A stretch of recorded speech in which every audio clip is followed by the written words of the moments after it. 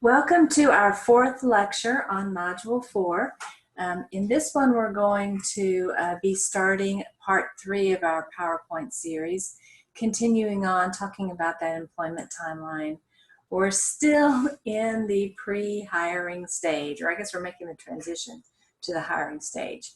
In our first 3 lectures, we talked about how to recruit appropriate candidates lawfully, and how to test those candidates to find the best one for our place of employment. And now we're going to talk about how we hire in this presentation. So let's begin.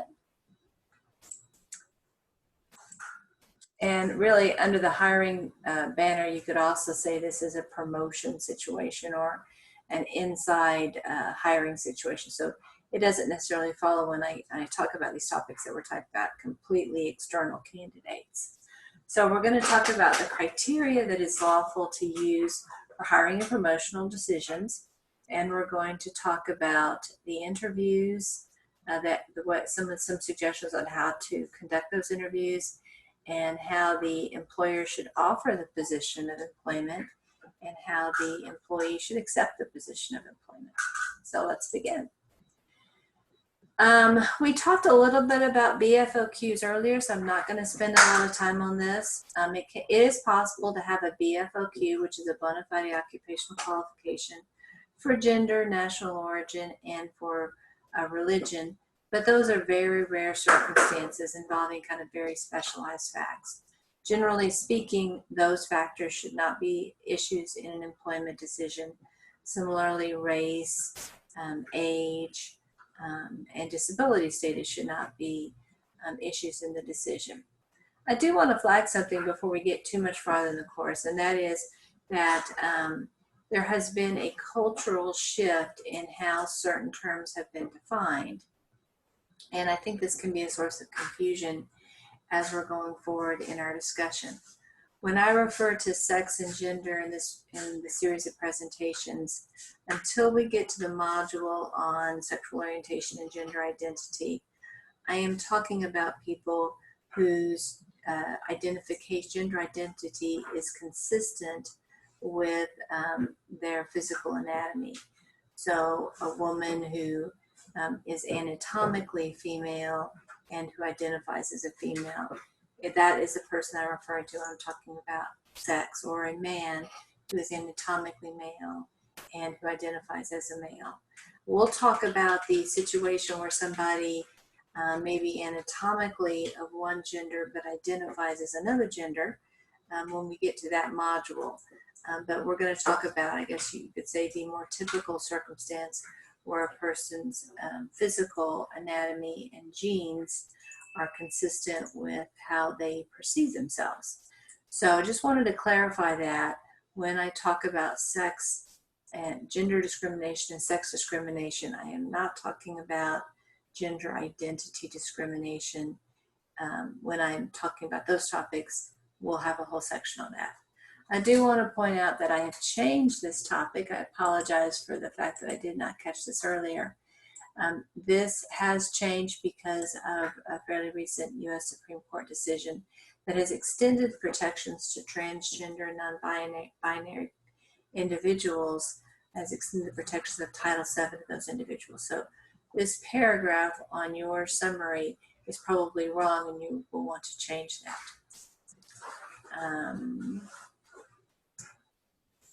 So to establish that BFOQ that we talked about, the employer is going to have to show that only persons within that protected class can do the job.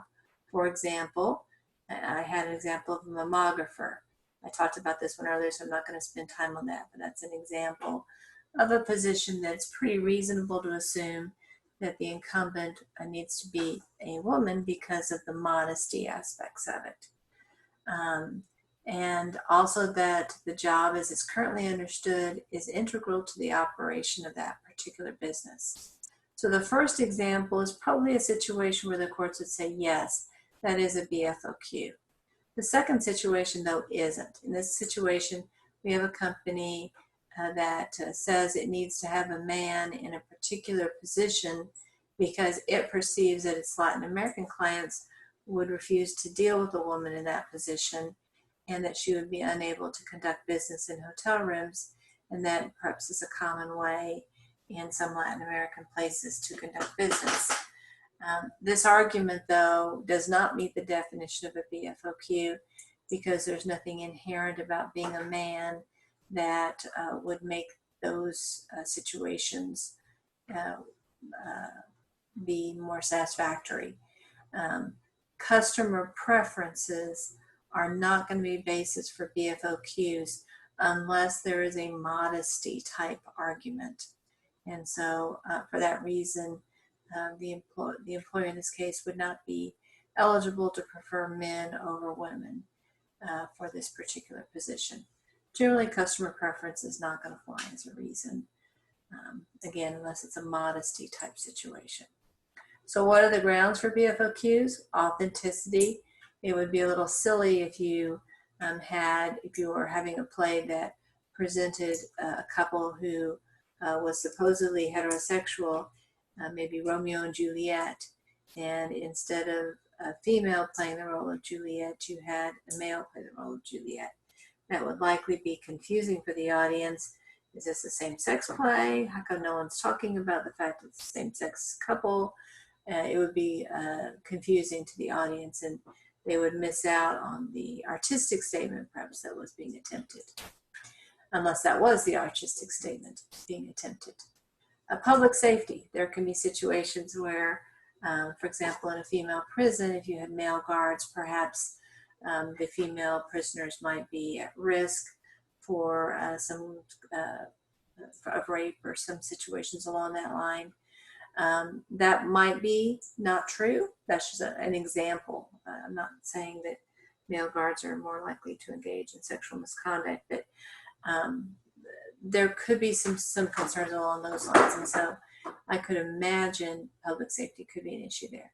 Again, privacy and modesty with the mammography situation, with hospitals that treat victims of sexual assault, and the victims might be women, then perhaps there should be female nurses on duty. BFOQs can never relate to race or color, so those are excluded from the consideration. Now, that is the rule, but I will tell you that Hollywood has not traditionally followed that rule, and that they have, outside of plays like Hamilton, have oftentimes cast based upon the fact, well, this person in the story is Caucasian, therefore I ought to restrict the people who audition for this role to people who look Caucasian. And so that is, though, an area that Hollywood is somewhat addressing and is engaging in more colorblind type auditions and hires. So that's an interesting development in that area. We also need to be concerned about complying with IRCA, which is the Immigration Reform and Control Act. You don't need to know the dates of those particular statutes here. And under IRCA, an employer may not discriminate against applicants on the ground of national origin or because the applicant lacks U.S. citizenship. There's a couple of exceptions to this. So if your client thinks it fits in one of the exceptions, we'll get more granular about this topic as we get to another module. So there are some exceptions. Also, the employer cannot discriminate against a candidate because of the candidate's status as an alien, and also as status as a refugee. So basically, these are protected circumstances. Again, we'll do a deeper drill on this later on. These are also oftentimes related to national origin type claims. So when we get to that module, we'll talk more about that. The Age Discrimination Employment Act specifies that people over the age of 40 should not be subject to employment discrimination. So we don't have any reverse age discrimination.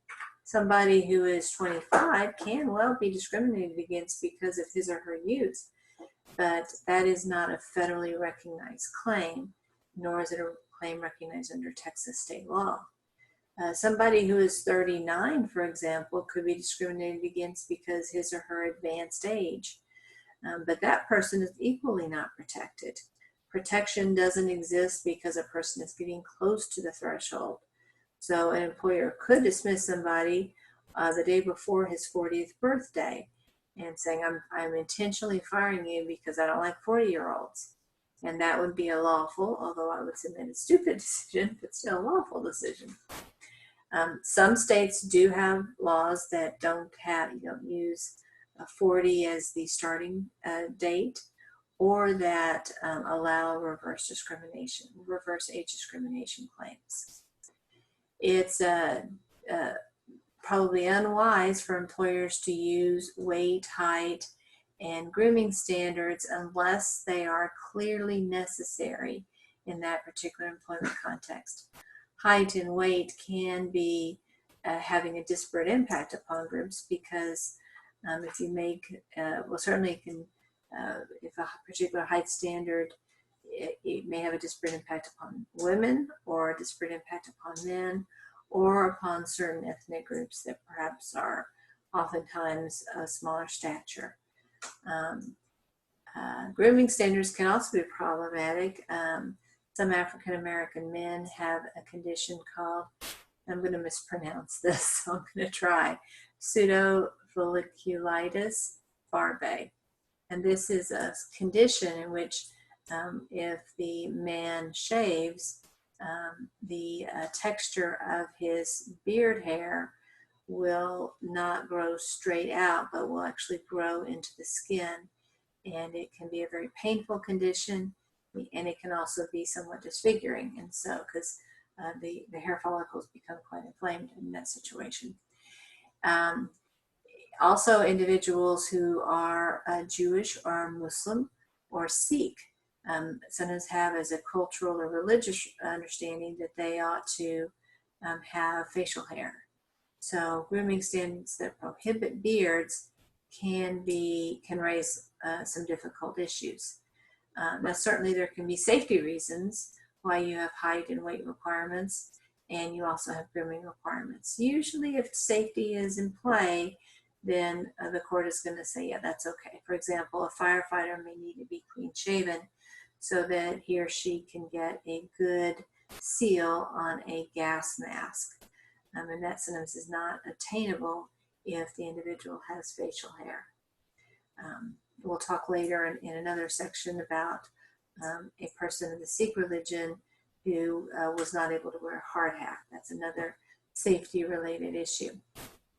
So if you have these types of limitations, if your client has those types of limitations, they have to think clearly through why they have them and if the risks associated with that merit the rule and how they intend to handle situations like these that can come up.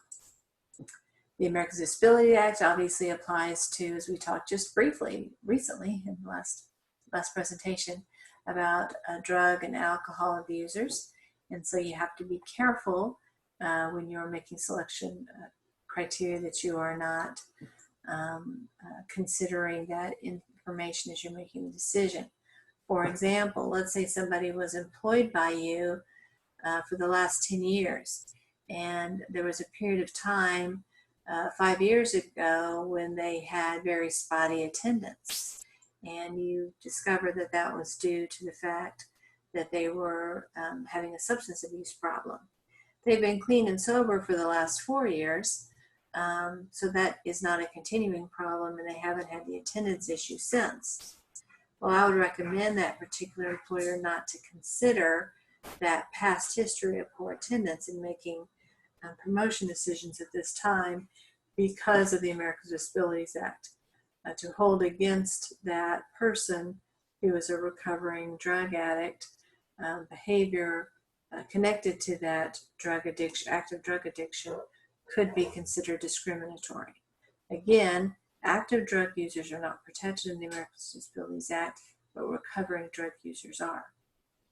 Obviously, you don't want to discriminate against other disabilities that your workforce might have or your applicants might have. Vision problems, hearing problems, mobility problems, learning differences.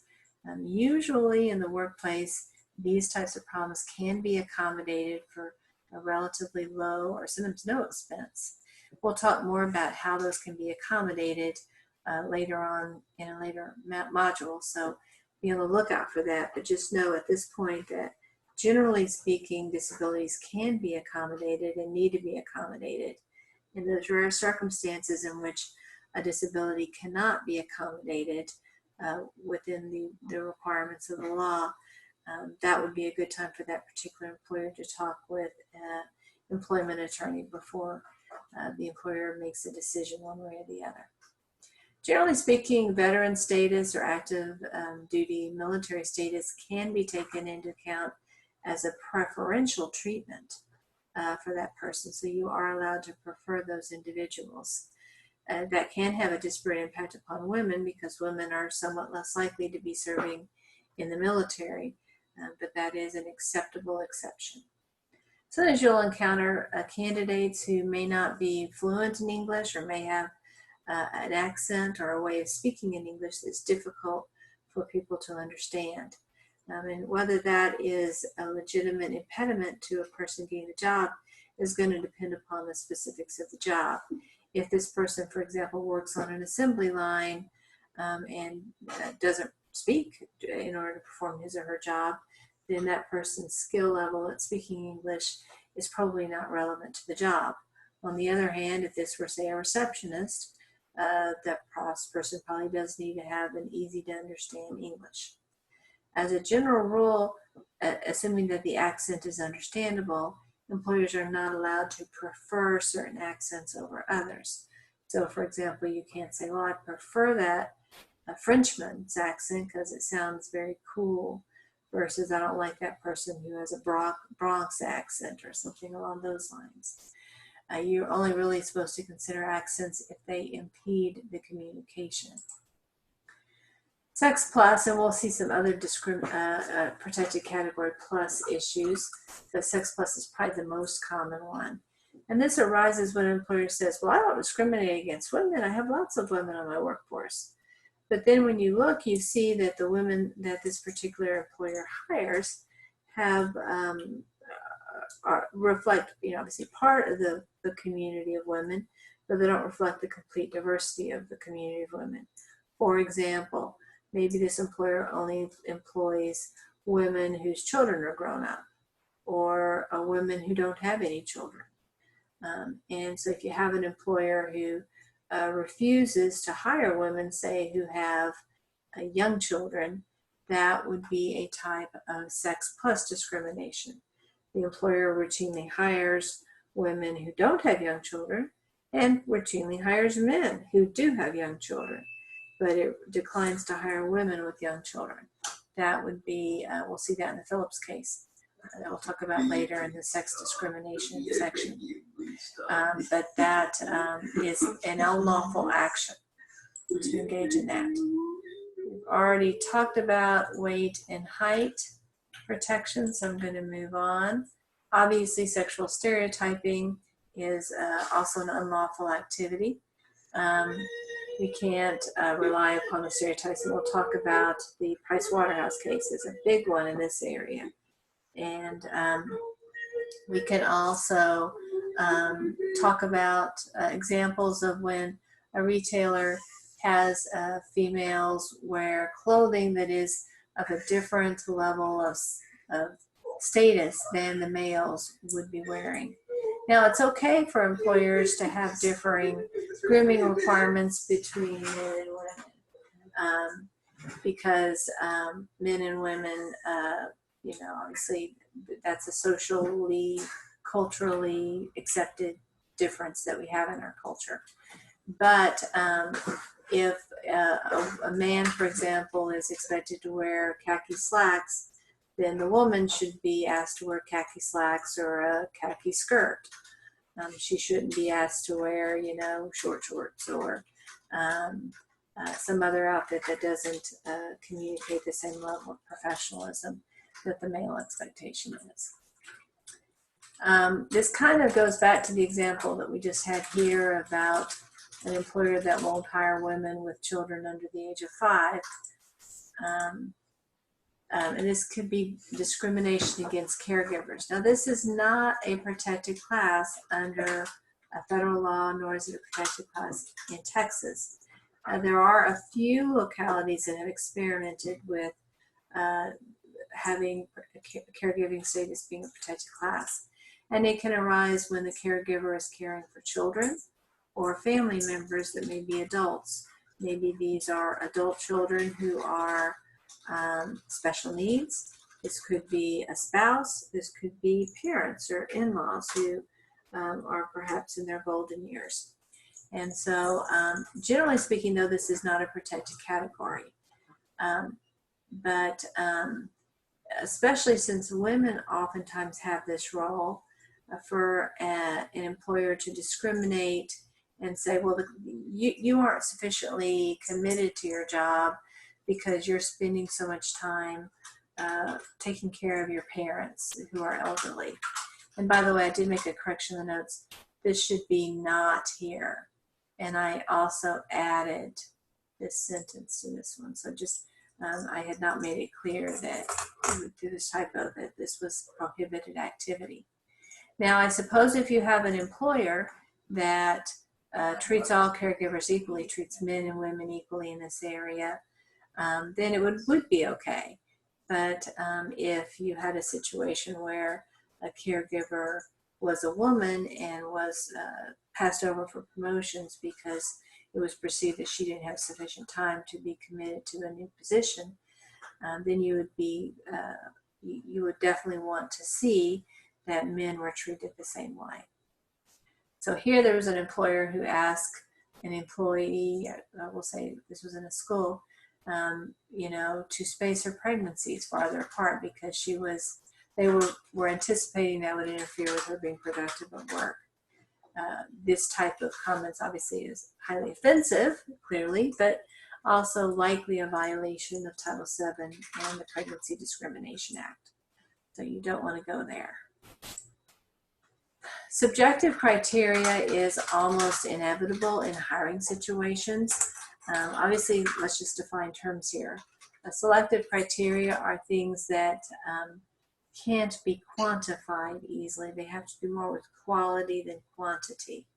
They oftentimes rely significantly on intuition, and these intuitions can vary significantly from one person to another person. They also give an opportunity for implicit bias to have a role. We all have biases for certain groups, and biases in favor of some groups and biases against. That's a human condition. We'll look more about implicit bias in a later module, but the idea is that we all have it. And the more we're aware of it, it helps us to control for it sometimes. But when we use subjective criteria, we have to be especially careful to make sure that we are not letting our assumptions or our prejudices or our prejudgments or stereotypes play a role. Employers do like to consider soft skills and whether this person would be a good fit with the group. Is this person easy to get along with? Is this person pleasant? Is this person collegial? Things like that are hard to quantify. So subjective criteria is a reality in our workforce, but we need to just be critical of those things and be aware. Here's an example. In an interview process, both men and women applied or were interviewed for a pilot position. But the women were only passed to the next stage about 28% of the time, where the men were passed to the next stage 47% of the time. So that certainly implies that there's some disparate impact here. Typically, interviews do have the interview process does have a lot of subjectivity in it. And you can see how maybe the interviewers has, a mental image that a pilot ought to be a male. They may not even be aware of this, but when they see a man come in for the interview, on some level their brain says, that's what a pilot ought to look like. And when they see a female come in, they don't have that feeling, and so the female is less likely to be successful. I initially had Prosper here, but I didn't want anyone to think this fact pattern actually was from Prosper. I just make up these little stories or take them from another source. So I've changed it to Smithfield here because I didn't want there to be any confusion here. So let's imagine that in Smithville, police officers need to write an essay as part of their performance evaluation or to earn a promotion. And the essay is graded on subjective characteristics. It's hard to grade an essay without some subjectivity, right? As a group, the female officers scored significantly lower than the male officers. So as a result, women were less likely to get promoted than men.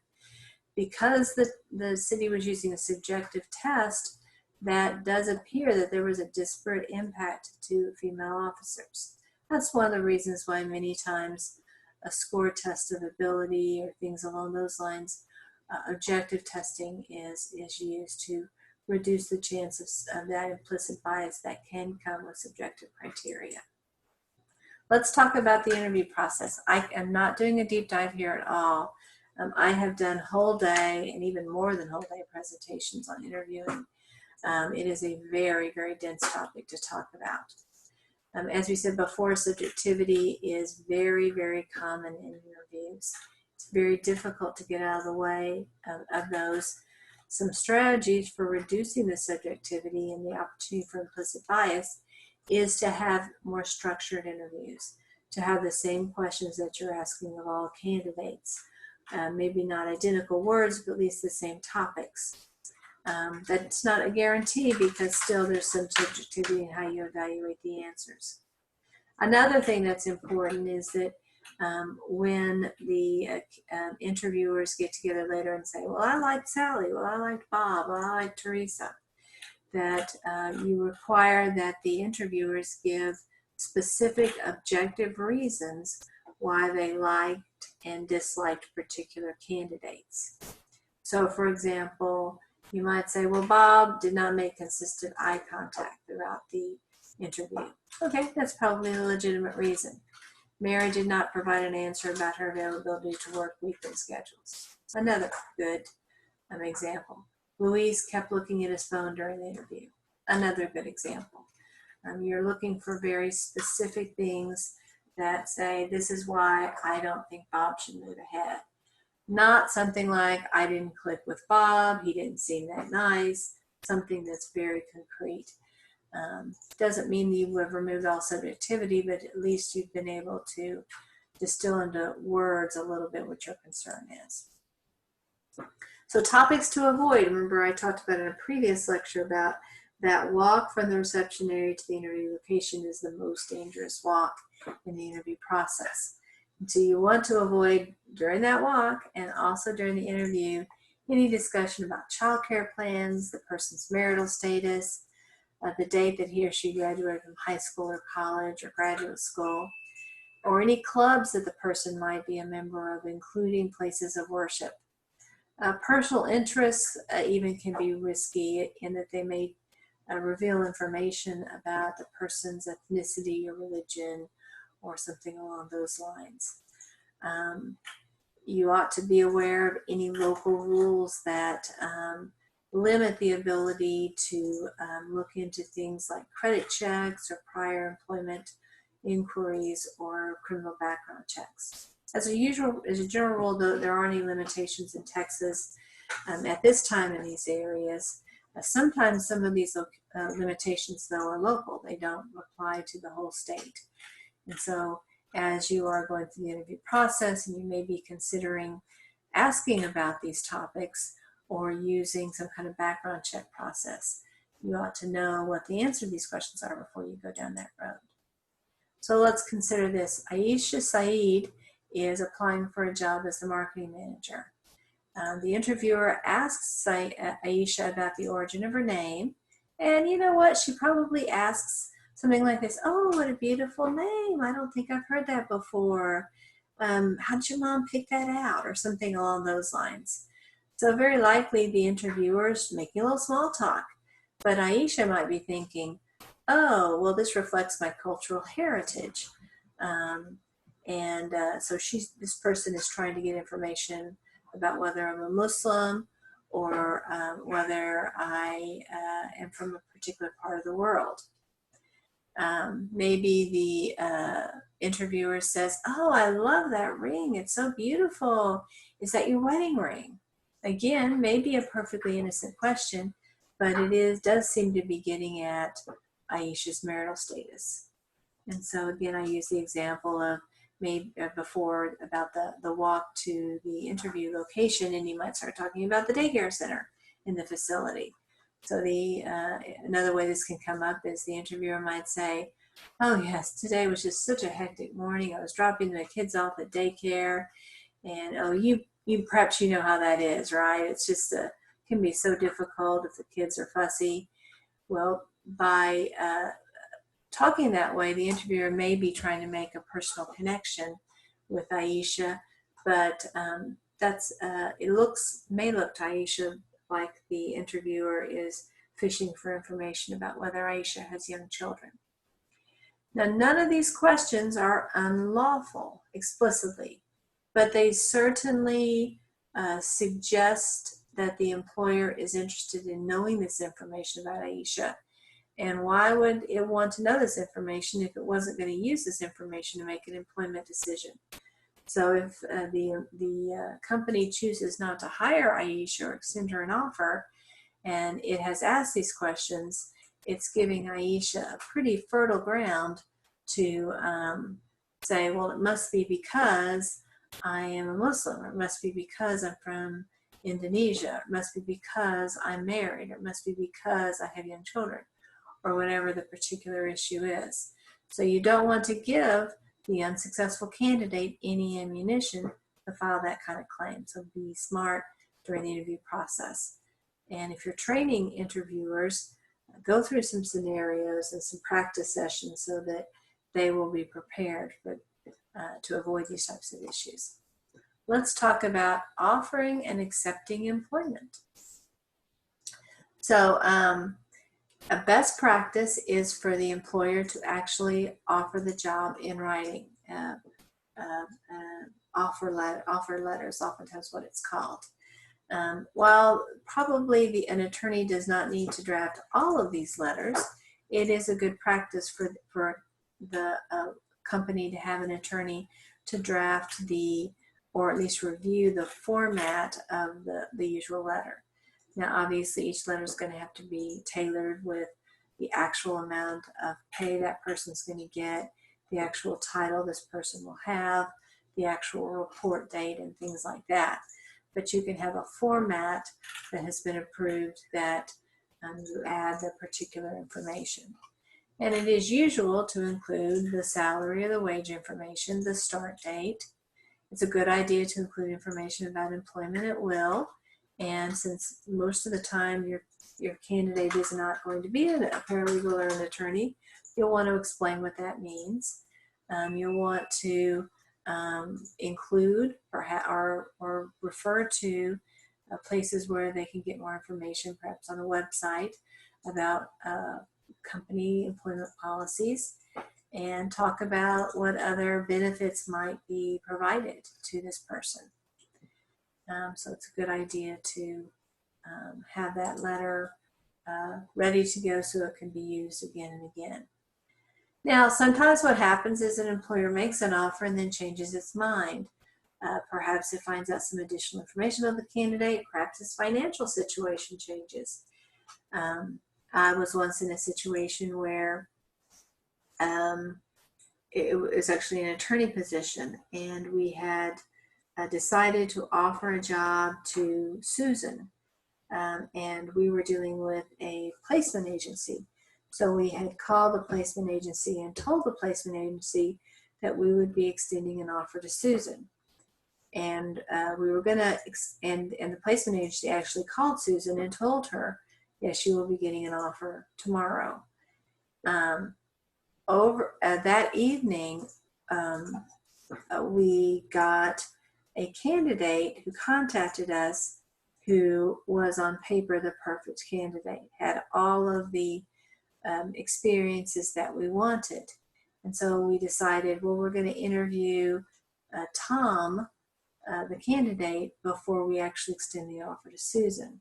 And it ended up that we did interview Tom and we decided to extend to Tom a job offer. So we never extended an offer to Susan. Obviously, that was a very sad situation for Susan. I'm sure that it was not a fun position for her to be in, but it was what the company decided to do. Now, we never officially extended an offer to Susan, so we didn't have any of these issues. But it happens, I guess is what I'm trying to say. And so you need to be aware and to have in mind kind of, well, what would we do if this happened? Usually when the offer is extended, the employer expects that this person will be able to start work, but something changes in the interim. And so when the circumstances change, usually there isn't going to be a successful fraud claim or negligent representation cause of action because changed circumstances do permit there to be changed decisions. So usually because of employment at will, a promise of a job that is revoked will usually not result in a valid claim of breach of contract.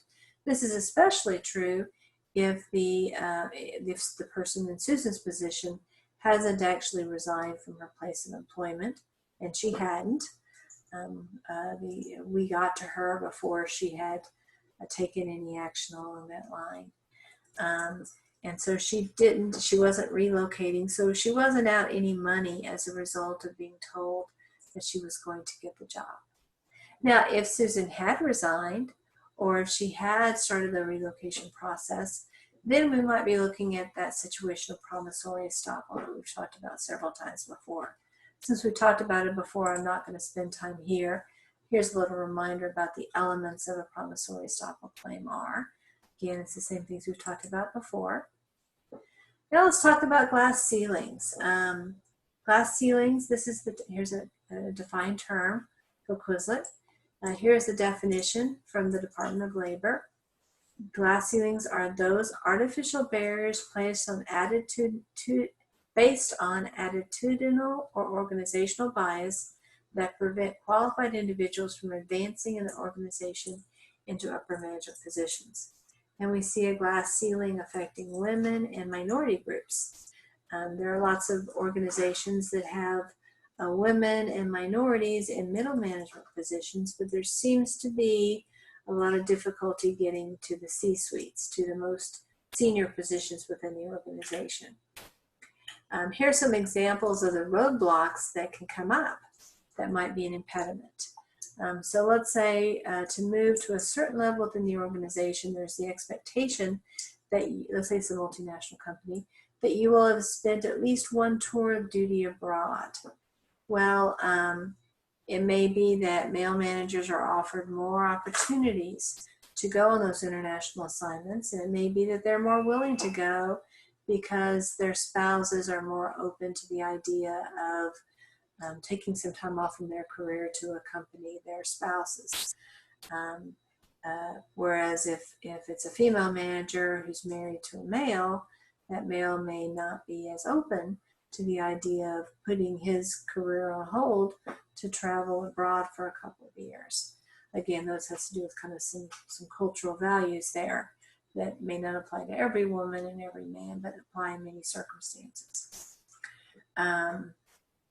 And so as a result, that woman who is either not considered for the international assignment or has to turn it down because of her family circumstances might make a really strong C-suite executive, but she's not going to be considered because she hasn't checked off that particular career development opportunity.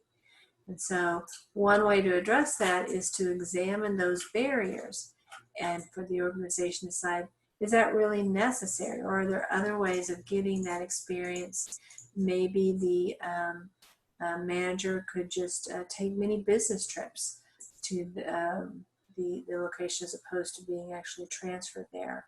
Or perhaps she could have a relatively short period of duty wherein maybe her husband stays in the United States and the female manager goes for a 6-month period of time or something like that. So there might be a way of adjusting how that opportunity is offered in a way that opens it up for more females or more African Americans or more Hispanic individuals, or whatever the particular issue might be. Many times, especially more senior positions in the organization, they aren't posted. And so it's a system where the people who are making the decision naturally think about people who are like themselves, who they can relate to, perhaps who they are friends with. And because the jobs aren't posted, there isn't the opportunity to consider every single possible candidate, even candidates that the interviewers may not know exist within the organization. So that can be another problem. So it's a good idea to post all jobs. That is something that you're likely to get a significant amount of resistance from. I'm not going to lie to you. Clients don't like to post the most senior jobs. And one understands why that's the case, because sometimes you're looking for the replacement before you've gotten rid of the executive. So let's say that the company has decided they don't like Bob. Bob is the CFO for this company, the chief financial officer. You may not, and let's assume that Bob isn't stealing from you or something. He's just not working out. So it's not hugely urgent that you get rid of him right now. So what you might do is you might start finding Bob's replacement before you fire Bob. Well, obviously, if you post the job, Bob's going to put two and two together. And so posting it is not always the best solution. Now, you could fire Bob and then post the job, but that likely means there's going to be a significant period of time where you don't have a CFO. You may have an acting CFO, but that may be less than ideal, especially in a high-profile position like that. So we've talked about the criteria for making hiring and promotion decisions, especially what you shouldn't use for those decisions. We've talked very briefly about the interview process. Can say a lot more about that. And we've talked about offering employment. Obviously, the employee should ideally accept the offer of employment. Some employers want it in writing, but that can vary from organization to organization. So now we're going to talk a little bit about implementing the decision to hire. And we're not going to complete this entirely, but we'll get started on it at least. So we have decided to hire a particular person, and now we're going to do some checking to make sure this person actually is going to work out. Now, usually this is going to happen after we've extended the offer, but before that person comes on board. Sometimes some of these steps will happen before we have extended the offer. If you decide to do these actions after the offer is extended, you need to make it clear to the candidate that the offer is contingent upon these checks being, revealing acceptable information. And so let's get started talking about background checks. So employers use background checks to confirm information about the candidate that the candidate has shared, and also to see if there are any, should be a little S here, are there any disqualifying factors, such as a criminal background, for example, that the employer may not yet be aware of. So this is kind of an umbrella term for, the vocabulary term, an umbrella term for lots of different checks. You can check references, that's a background check. You can check, confirm past employment by calling places of employment and military service to confirm dates of employment, titles, names of companies. You can get transcripts to see the degrees. You can pull up licenses that people are claiming that they have. And those are usually available in state databases. You can do a credit report. Credit reports present some interesting issues. We'll talk more about those in later sessions. And you can also check the a candidate's online personas if you're going to go into their Facebook or their Twitter account and see how they present themselves to the world generally. We've already talked about respondeat superior and the concept of the course and scope of employment. So I'm including this in the lecture, but it's the same material that we've talked about previously, so I'm not going to spend additional time on that. So, but within that idea of respondeat superior, there is the potential that if we, the employer, don't make smart decisions about who we hire, we don't do the legwork of finding out enough about this person, and we hire them, we may be guilty of negligence.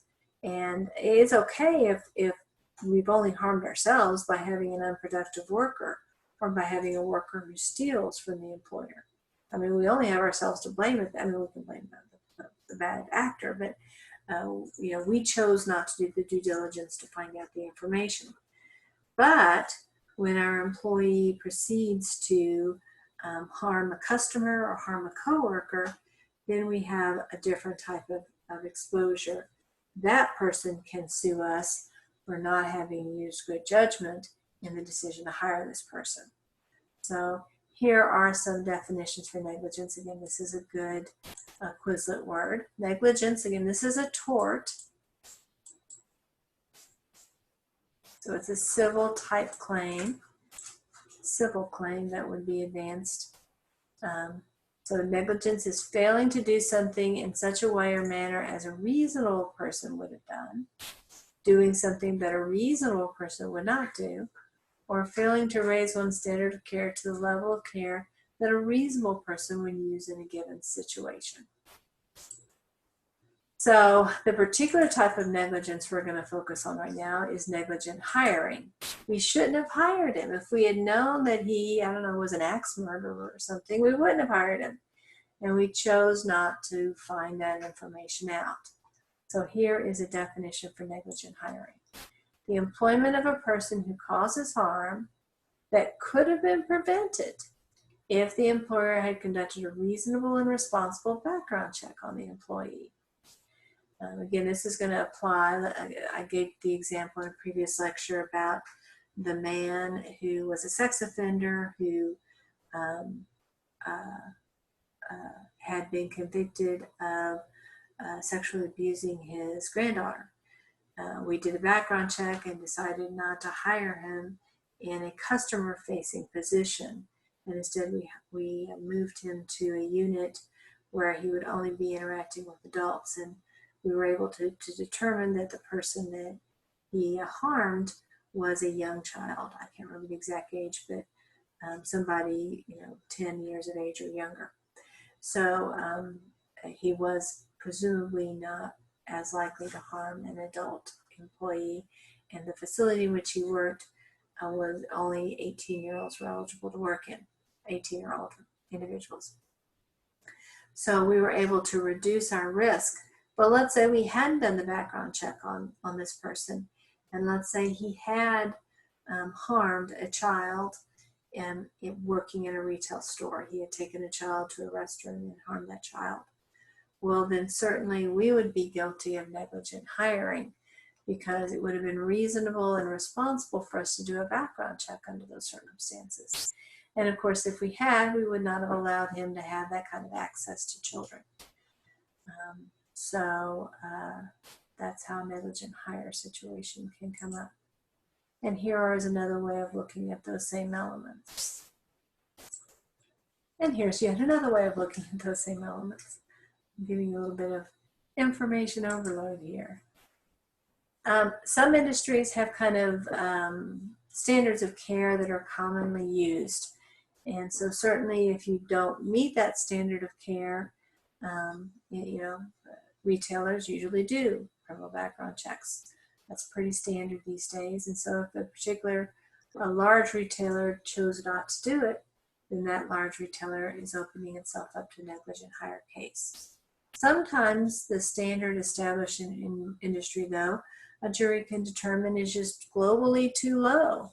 And so following the standard doesn't necessarily mean that you, the employer, is protected against having a negligent hire claim be successful. And when we look for negligent hire situations, the duty of care we're thinking about is how foreseeable was the fact that this person could injure a third party, a customer or a coworker? And would a reasonable person have foreseen that possibility? You know, in these situations, the harm has already been done. And so 20/20 vision, or hindsight, has 20/20 vision, so to speak. And so when the bad thing actually did happen, it's easy for a jury to say, well, anybody could see that that bad thing could happen. And so it's difficult to persuade a jury that it was unforeseeable, even though it actually happened. So we have kind of two issues to look at when we're considering that duty of care and whether it was really reasonable for us to be expected to do that background check. And that is the foreseeability of the harm. How likely is it that the harm would result? And the connection or the proximity between events as they actually unfolded. So was our hiring this person likely to have caused that event to happen? You could argue in the case of the salesperson who maybe is a sexual offender that, well, he could have just come to the store and could have lured the child away to the bathroom facilities, and he wouldn't have had to have been our employee at all. And so you could say, you know, yes, it may be foreseeable that the sex offender would harm a child in a department store, but you know, department stores can't check the IDs of everyone coming in through the door.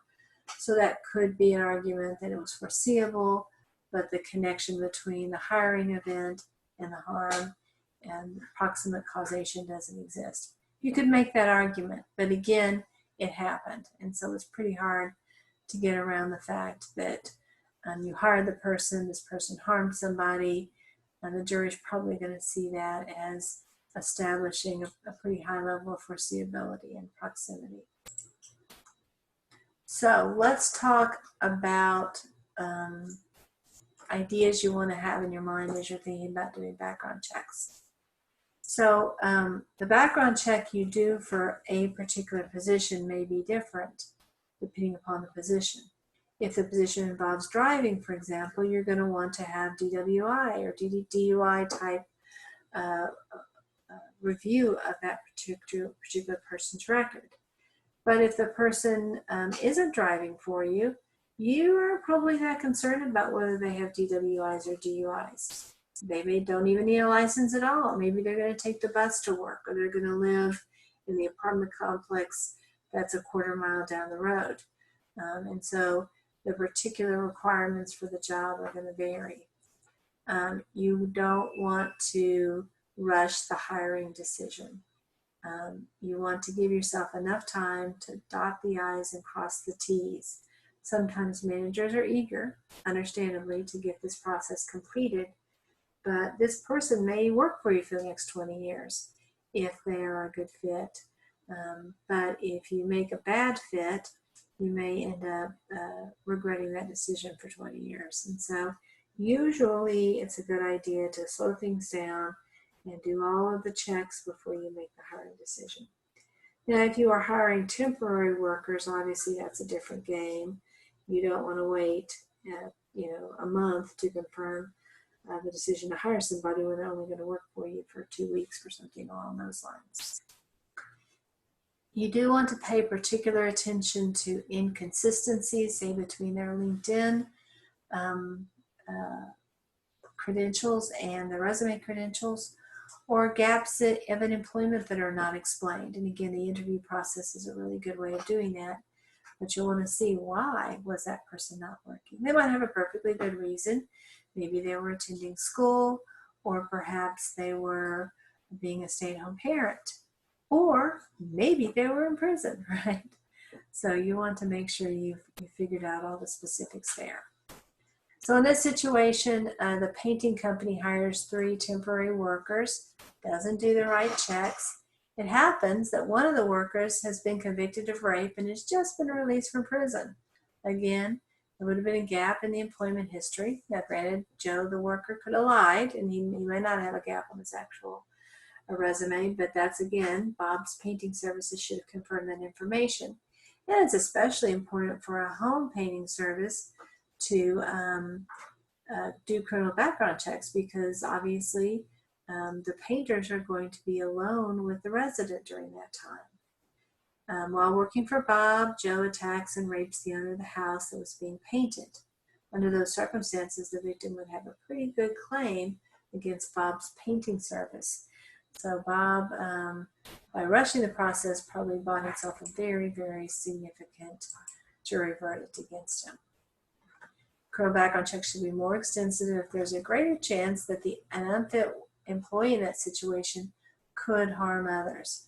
So if this is a customer-facing employee, or if this is an employee who's going to be driving or handling some kind of dangerous equipment that might harm others, all of those factors would make it more likely that you'd want that careful background check.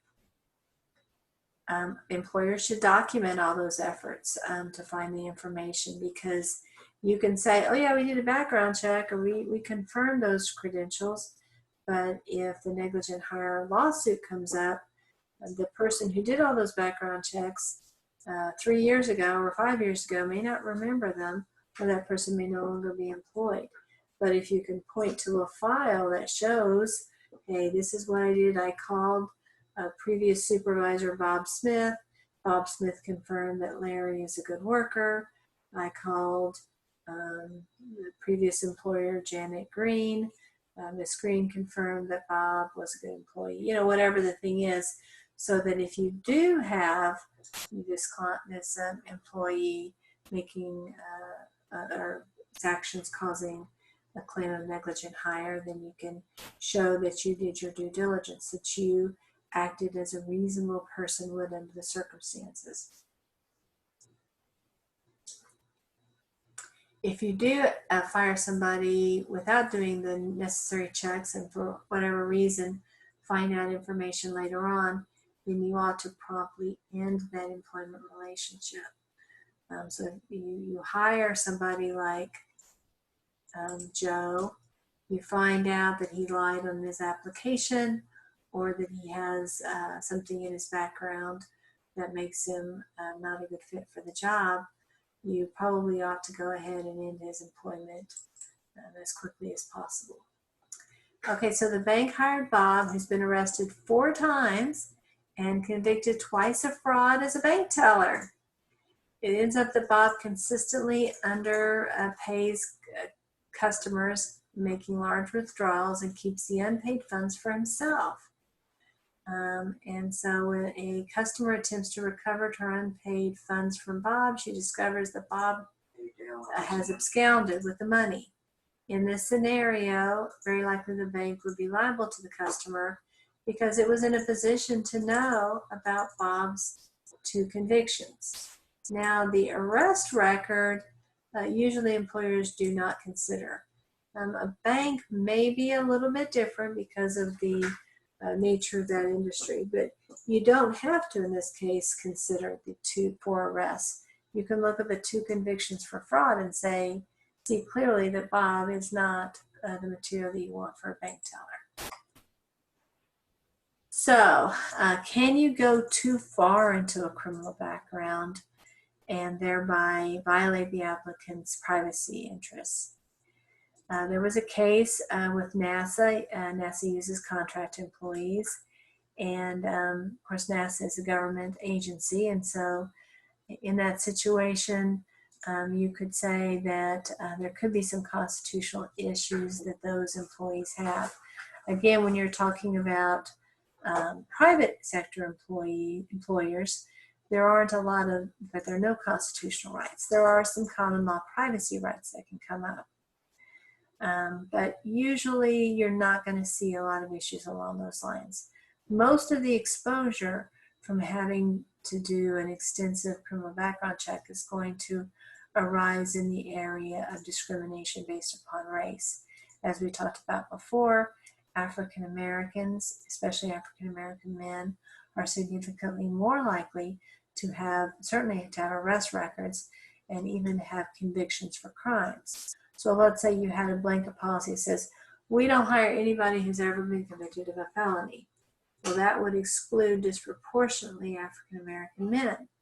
But let's assume that you're interviewing somebody who's 50 years old and he had a felony conviction when he was 18 for DUI. And the nature of the job for which you are hiring him doesn't involve any driving. So under those circumstances, let's say this candidate is African American or Hispanic.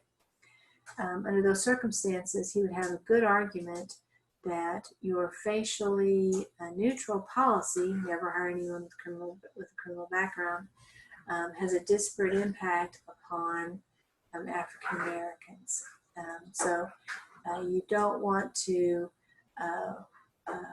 remove from consideration too many of the candidates simply because of unrelated criminal activity. A good rule of thumb is not to look back more than 7 years. Previous lecture, I gave you the example of a murderer who had been in prison, I think for 23 years or 22 years. And so there are some exceptions to that rule. But as a general rule, a 7-year look back kind of makes a lot of sense. And you ought to not just treat every reason for conviction as identical. You ought to make sure that the particular concerns you have, the people in this particular position, matches up with the nature of the crimes to which they were convicted. Now we're going to think in a little bit more terms about, actually, we're going to stop here, sorry, and we will continue on in our next lecture talking more about the types of background checks we'll be doing, including criminal checks, credit checks, reference checks, and verifying employment eligibility. I hope that this information has been helpful to you. Thank you for your attention and have a wonderful day.